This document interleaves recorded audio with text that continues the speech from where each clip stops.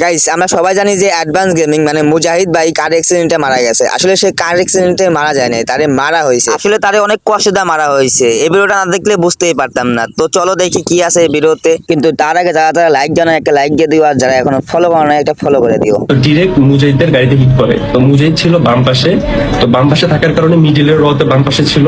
তো ডিরেক্ট গাড়িটা এসে মুজাহিদের চাপা মারে, মানে একদম ধাক্কা মারে। ধাক্কা মারার পর ওর ব্রেনে মানে মুখের এক সাইডে মাথার এই সাইড থেকে ওর আর কি অনেক বড় একটা আঘাত পায়। আর এই আঘাতের কারণে তোমার মনে করো যে ওই জায়গাতেই ওর মানে চলে যাচ্ছে ওখান থেকে। মানে ও মানে একদম সেন্সলেস অবস্থা হয়ে থাকে, কিন্তু দম দম ছিল, এমন না যে দম ছিল না, দম ছিল। তো থাকার পর ওর কিন্তু সেইজের এক পাশটা অনেক ভালো কন্ডিশন হয়ে গেছে।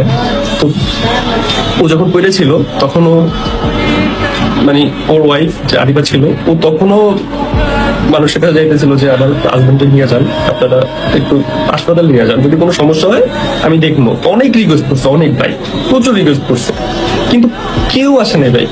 সিঙ্গেল একটা পার্সনও আসে নাই, একটা পার্সনও আসে নাই ওর কাছে, নেয় নেয় ওরে। ওই অবস্থাতেই ওখানেই ওইভাবে ও মারা গেছে। হাসপাতাল নিতে নিতে ও শেষ, অনেক কষ্ট পায় মরছে।